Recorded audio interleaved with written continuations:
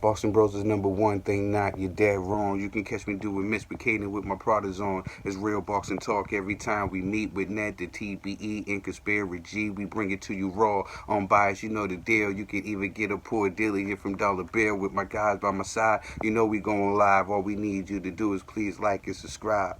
Boxing Bros. Peace.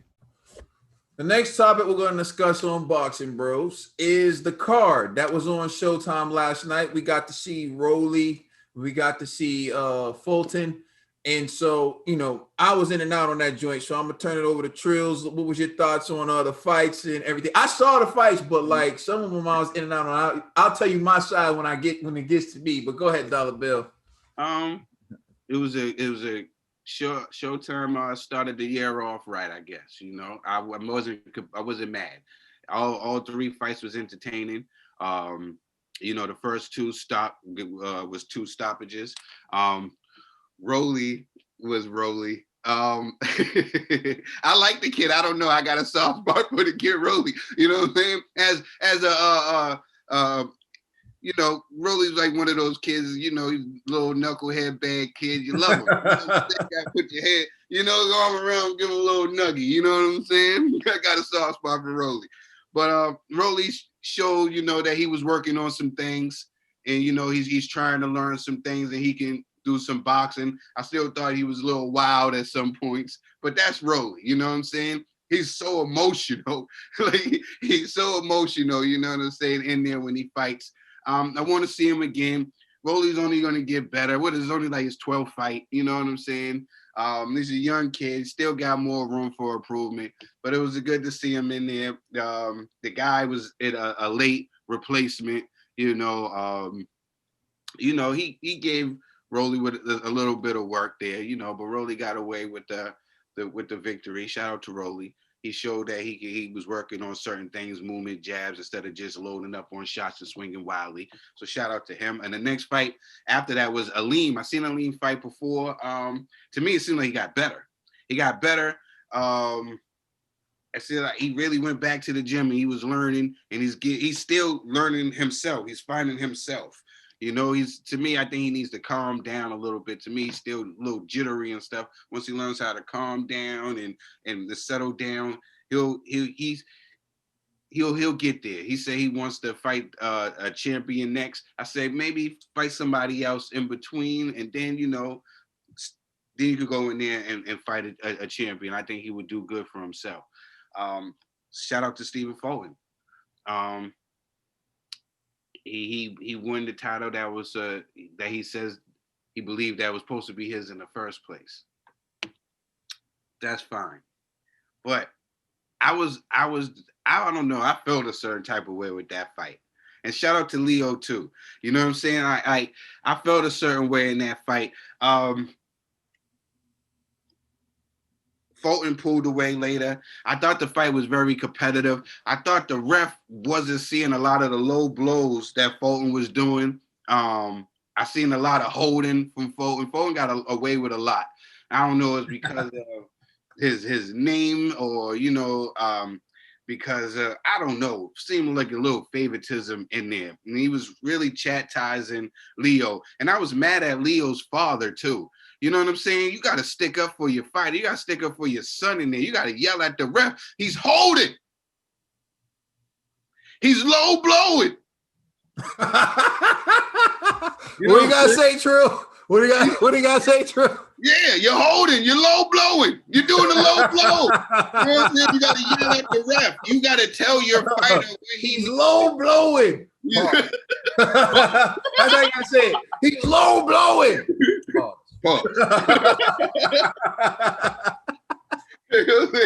Yeah, but I was mad at Lee. This is the thing where, you know what I'm saying, like where his father didn't do him no justice. I was mad at his father. You're telling him like, oh, you need to just show angles. Tell him what he needs to do. Kaden says this all the time on the show. You didn't tell him what he needs to do in there. You was like, oh, you got to knock him out. You got to do something now. Tell him how to do it. Show him how to put. You wasn't telling him what I feel so bad for the kid because the kid went in there and he seemed like he got better. He got better from his last fight from when he won the title. It seemed like this kid was getting better. It was just bad.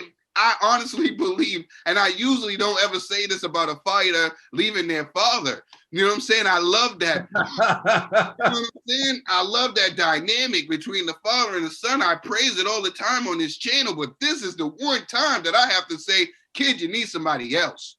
Your father just sat there and let you get beat up, and he didn't tell you what you needed to do to win in that fight. I felt my heart went out to that kid, Leo. Because I felt if he had a better corner and somebody was to tell, he could have been more effective.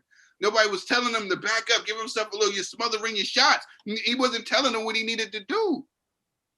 What was the biggest thing that his father neglected to do during that fight, Trill? Yeah. Biggest thing, in your opinion, that his father neglected to do? You didn't tell him how to win. You didn't tell him what to do. You know what I'm saying? The biggest thing, you let your boy down. You know what I'm saying? The kid went out there and was fighting off of instincts and heart. He took some shots that would have dropped anybody else. The kid was getting beat up in there. He was getting pounded, headbutts, hold, held. You wasn't even fighting the ref. You wasn't even defending your fighter. That's what a cornerman's supposed to do. You're supposed to defend your fight. I don't care about nothing that other person is doing. I'm focused on my fighter. I'm going to ride for my fighter. You know what I'm saying? You're going to have to kick me out of there. You're going to have to kick me out of there because I'm riding for my fighter. You're supposed to protect your fighter.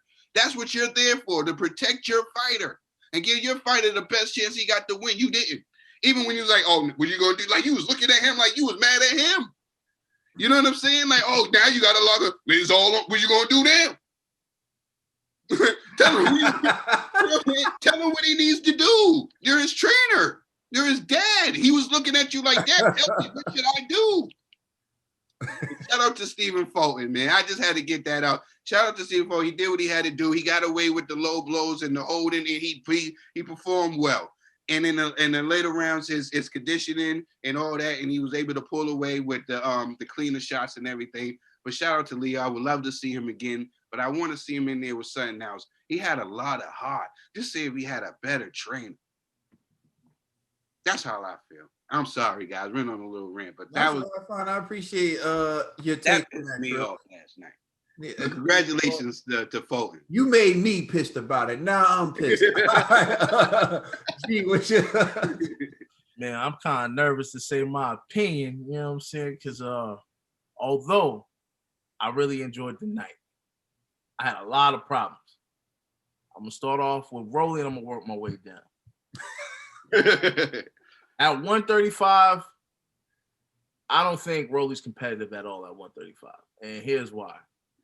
Homeboy that they brought in was like, he wasn't solid. He was chubby. Clearly, he wasn't in shape. Called him in last minute, you know, like, and although Rolly was arguably winning every round, Rolly was getting exposed, you know, and I was just like, man, this isn't a good showing, especially after the controversial win that you got last time. This is what you show on the streets. And then this is what I honestly believe. This is where my conspiracy kicks in. I think Al Heyman gave the other team a call, like, yo, give it up, yo, dead this. You know what I'm saying? Because the more it was going on, the more Rolly stock was going down. You know what I'm saying? And I know they're trying to leverage Rolly versus Haney, or one of these top 135 guys. He's not ready for none of these dudes. Like, he's not ready at all. To me, it was a bad performance. Like, because I'm like, this guy should have been out. You know what, G? I'm rocking with you. I agree. He's not ready for none of those guys at 135. But from what he did the last fight to now, this guy, he did better. Nah, not necessarily, because this guy was literally, they called him like 5 minutes ago, like, yeah, you gotta show up. You know what I'm saying? Dude was like, I got y'all. You know what I mean? He showed up. Even I remember his leg buckled, so now he's one-legged and he still survived. To his credit, they said he was already in camp. He was already in camp, and he was in there to a training camp with Tevin Farmer and them. I guess so. He was in there with Tevin Farmer and them. You know what? That's like my man. I studied under Bruce Lee. He was on the second floor and I was on the first. Yeah, he was in there in the same room that they were in, but he wasn't training with them. I think they setting up Rolly to be a Mayorga. I don't know, but I didn't like the commentators like, oh, spectacular performance. I was like, stop lying, man. Like, stop lying. Like, No, it wasn't a spectacular. it was all a setup. I'm did telling you, better than me. paint a picture It like, wasn't spectacular. He just did better. yo, this what happened. The PBC's like, yeah, we need in on this 45 action. Yo, Rolly, you could be that dude. You know what I'm saying? So then when the other team was like, yo, because there was no reason for them to call the fight. The man, yeah, he was losing, but it wasn't like, yo, he's about to get violated. I don't think Rolly was gonna knock him out after the first round. Rolly's performance just started like just to. Well, I guess the guy hurt his knee. He just kept regressing. Felt like he wouldn't have been competitive. Listen, Rolly, man, salute to Rolly, but I'm not impressed by him, man. So they trying to set up this Rolly versus Devin Haney. Yeah, good luck with that. You know what I'm saying? So that was that fight. The next fight, the Aleem fight was actually, I loved that fight. Like, it was action packed, spectacular. Like, both gentlemen came to bang. That was dope. I had nothing negative to say about that fight. Now, Trey, you're gonna hate on this one. The third fight, man, I'm sorry, bro. I was struggling to stay awake, and here's why. Yo, salute to the 122-pound division, whatever. No disrespect. I can't watch 100 punches landed to each other's stomach and nobody's insides become their outsides. Like, bruh, I'm literally watching two guys just standing in the pocket, just swinging, violating each other's stomach, and they both still standing. I'm like, any other division, even at 135, if you took 100 punches to the stomach, you would need a kidney transplant. You would need a liver transplant. You would need all kind of stuff. Like, bruh, your intestines would be messed up. Yo, these dudes look like they were massaging each other's stomachs, bro. I'm be honest. It was like 100 punches. They doing for their power, though, G. They landed 100. Each dude landed like 100 body shots. Yo, they wear their opponents down. You know, they're not known for their power. They wear their opponents down. 100. It was so crazy, man. Every round was the same. I think between the two of them, what they got, like 18 KOs between the two of them, or 19 KOs between the two of them. I'm beyond, like, I was almost on the Trill team with these smaller fighters, because the other two fights were still exciting. Like, at least, even though I'm critiquing Rolly's performance, I actually still like the fight. You know what I mean? At 135, I still feel like 135 is still entertaining. When we get down to the 122s, it depends. So, like, the Aleem dude, he's nice. I think Aleem's gonna violate Fulton, to be honest. You know, but when I seen that Fulton versus Leo fight, whatever, I'll be honest, man. And the one thing that kept me entertained was actually when the bell rang and I got to listen to the father, because the father kept it 100. Bro, you're losing. You know what I'm saying? He was telling his son, "Yo, you're losing. You gotta go for that knockout." I was dying because I'm like, yeah, you know what I'm saying? Like, he ain't knocking out Jack because he ain't telling him how to do it. He ain't telling him how to set up nothing.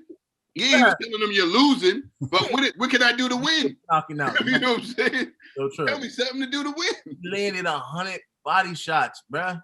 If 100 body shots can't drop a dude, he ain't knocking out nobody. You know what I'm saying? So that's why I was just like, yo, this fight is boring, man. Like, because it was like both men. Like, Fulton, I think, was like, hey, you know what?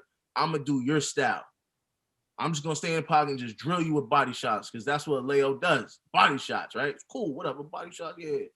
But if nobody gets dropped from body shots, it's boring. And it's literally every round was the same. It was just like a whole bunch of just body shots in the pocket, doing the holding, like smushing each other, more body shots. I'm like, yo, this to me, it wasn't entertaining at all. So salute to all the men on the card.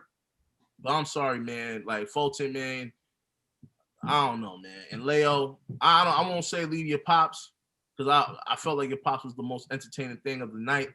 But you need to do something, man. Do some push-ups or something, because you gotta get your power up, man. This is crazy. Like, eat some more or something. I don't know, man. But salute to the 122. I'm just saying, I can't. That's why I'm not really a fan of that division, because I had to watch thousands of punches landed and nobody get dropped. It's kind of crazy. There's some people in that division.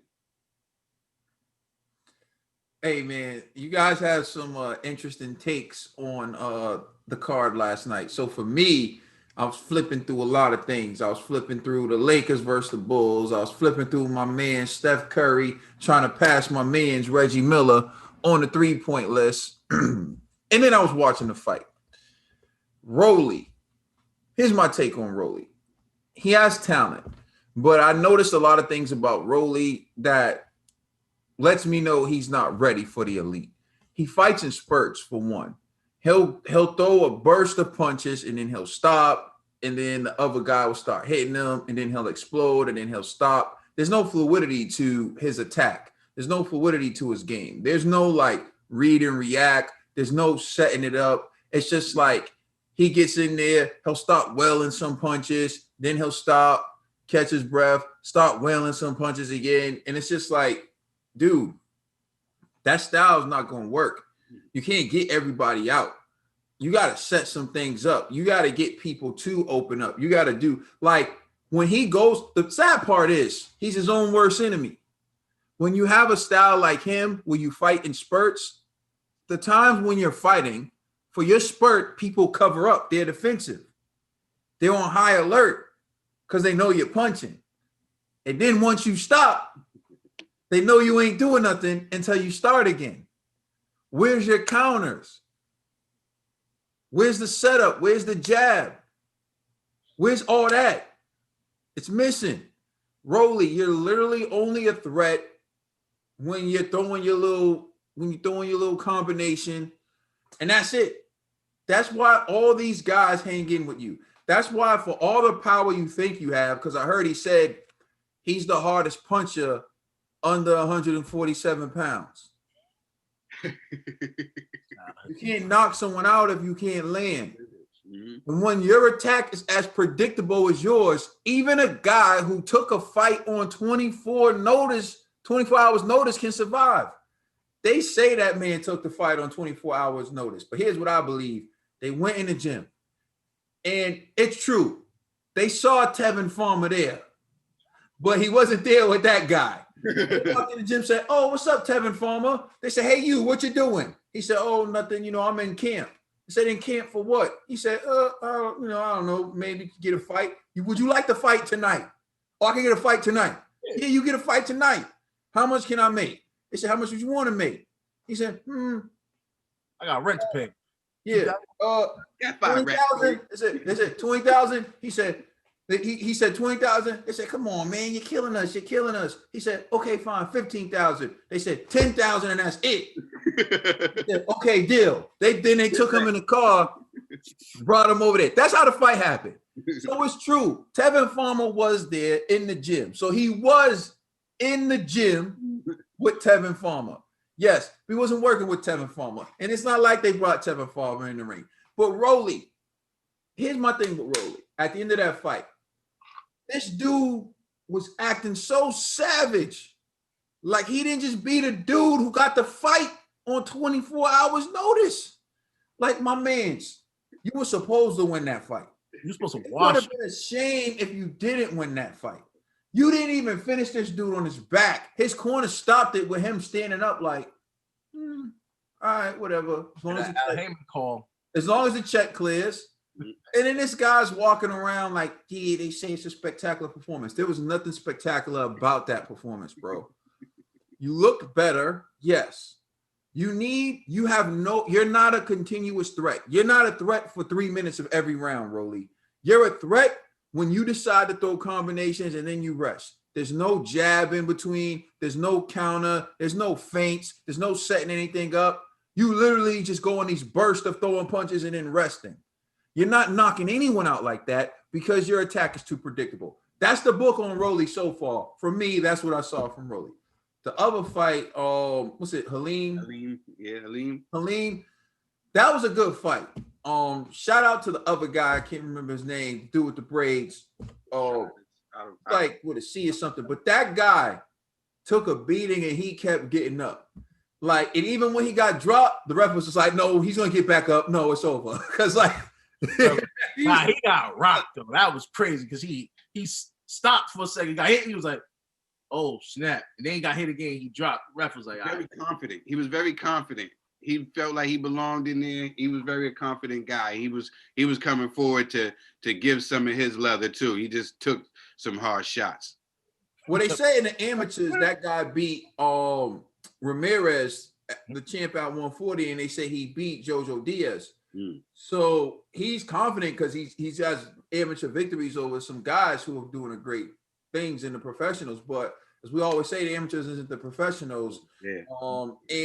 He got caught with some tough shots, but his heart, man, that guy kept getting up, and he would fight back. Like he threw some things to let Halim know, like, "Hey, dog, I'm still in this." So yeah, Halim was battered and bruised and swolled up too. So you know what I'm saying? Yeah. So he went out. He went out like a dog. He can look at him like, yeah, dog, I got knocked out, but I went out fighting, and so I can respect that. Now let's get to Fulton and Leo. Look, I gotta be honest, man. I can't watch a fight where guys are landing so many punches and no one's getting hurt. Like, to me, that's a sparring session. And so, like, the fight instantly became a sedative for me. And I started to fall asleep because, like G said, every round started to look like the other round, but not necessarily to knock the fight. If the rounds were interchangeable, meaning like they were repetitive, but a different guy was winning the rounds, I'm still entertained. But at some point, it just became like Fulton's the new champ. Like, you know what I'm saying? Like, you know what I mean? And I wasn't wrong because I woke up, checked online, and the new. Yeah, that's pretty much what it was going to be. Like Trill said, his dad's like, you got to knock him out. You need to knock out. Okay, any combination that you would like to tell me, right? Any weakness in his game you see that I can exploit right now. None of that. You need to knock him out. Okay, you think I don't know that, you dummy. Like, I know that. Like, how do I knock him out? And that's my thing. With like, I forgot what he said. Yo, you're losing.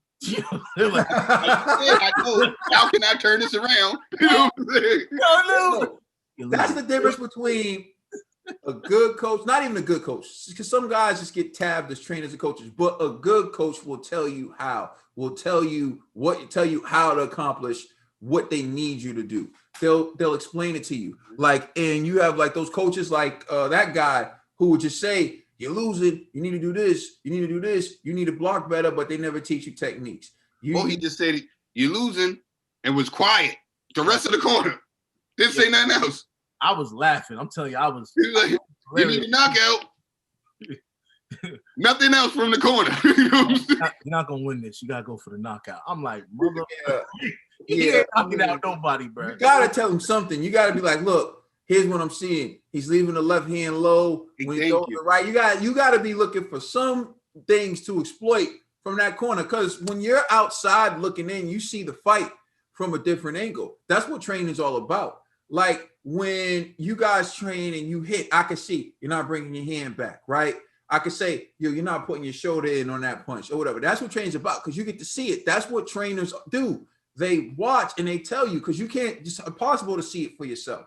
Like, oh, you didn't turn on that one. You keep doing this with your feet. Like, that's what they're supposed to do. So he's supposed to be watching Fulton and like, ooh, did you see that? Did you see that? Oh, I see that. Oh, hey, come here, bro. Come here, bro. Look, he's throwing this combination like several times now, hasn't switched it up. Like, so you don't look at this guy is sitting there not doing anything, just saying like, you're losing. He was just watching the fight. Yeah, fact. He was just watching the fight. He's pulling to us. He was Shit. He got a job to do, fella. You know what I'm saying? You watching the fight. This guy is grabbing him, holding him, leaning on him. You got yelling to the refs like nothing. Yeah, bro, I never understood this because I tell people this all the time. Like, this is one thing I hate about LeBron. This is one thing I hate about certain athletes. Like, they act like they take the high road. Sometimes I get taking the high road, right? The high road is cool, but the high road's cool when someone respects that you take the high road. The high road's cool when someone respects that you take the high road. Here's what I mean. If you're in the ring, if you're Leo and Fulton's continuing to hit you low, and you do nothing about it, and he continues to hit you low, he's just not respecting the fact that you're taking the high road. See, he would respect it if he hit you low and he was like, oh, yeah, he didn't retaliate, but I shouldn't have hit him low. I'm good. He's going to keep taking and taking and taking. And you got to load up and whack him low hard as hell, let the ref see it and be like, hey, man, if you're going to allow low blows, then I'm going to take them too. And then the ref's going to be mindful of that and be like, look, man, no low blows, right? Because the ref's going to know, like, he might retaliate. But when you don't do anything, the ref doesn't care you're getting hit. You're the only one getting hit. The high road, where did it get you, right? So I would tell any up-and-coming fighter who's watching this, I'm telling you, you got to set the tone. You get hit low one time, you can take the high road. You get hit low twice, you can take the high road if you want. You get hit low a third time, you hit low back. You force the ref's hand. You hit that man back. Or woman, but low blows really apply to men. But I don't know. I can't say. I don't know. Hey, look, equal opportunity low blows. That's all I'm saying. I don't know how they hurt. Someone goes low on you, like too many times, you have to go low back. You know what I'm saying? Because what that's telling them is, oh, you don't like it, do you? Well, guess what? I'm going to do that. Just like when Ruiz was hitting Joshua behind the head. And then in the rematch, he started hitting Ruiz behind the head. And Ruiz was like, hey, like, dude, we're going to play that game. We're going to play that game. Yo, I'm going to be honest, last night, all them referees were trash. Because that would happen in the lean fight. Aline was hitting homeboy multiple times behind the head. Yeah, like, a knockdown. Like, yo, ref, what the ref was like, hey, what up, yo? Yeah, I saw one of them because he was like behind the head. It was really behind. Both shots were behind the head. Crazy. Hey, but that's the name of the game. So if you're a young fighter or become a fighter, that's just one thing. You gotta do it. You gotta force the hand. Because like I watch the games with like LeBron. This will get some of my nerves with LeBron. These dudes will be hacking them. I've seen this before. They'll be hacking them, doing whatever. And I've seen like Steph Curry stand there like this to take a charge from LeBron. And I said, if I'm coming from like half court and I see Steph Curry standing to take a charge, I go full speed. I don't even stop. I'm not even thinking about making the basket. I just lower my shoulder, run him over. He hits the floor. And I'm like, stand there again. Your career is over. That's the message I'm sending him, right? Like these dudes, I don't understand. Like, these guys, like they. So sometimes I'm just like, hey man, kudos to y'all taking the high road, but sometimes you gotta get physical. That's why they be like, oh, this guy like Braun soft. Like, yo, run him over. Run him over. Like that's what I would do. But anyways, getting back to this. The fight just became repetitive, so like I did fall asleep on it. I'm not too cool to admit that I fell asleep on a boxing match, but it was only because it happens. Only because I knew it was gonna win. That's why it was like no suspense. It was like again. More. This is over. To the body. The body of it. This is over. I was just frustrated. It was frustration watching that fight. Nah, but I understand where you're coming from. Yeah, definitely. Let us know how you feel in the comment section. Please like and subscribe. Check us out on Instagram and Twitter. Please check us out on Instagram and Twitter, and check out our podcast on all major streaming services. Last week happens to be our 50th podcast episode. So we want to say thank you to everybody for rocking with us.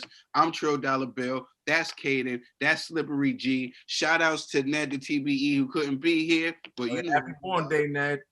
Yeah, everybody wish Ned a happy birthday in the happy comments. Birthday, Ned. We are the Boxing Bros. Thank you for rocking with us, everybody.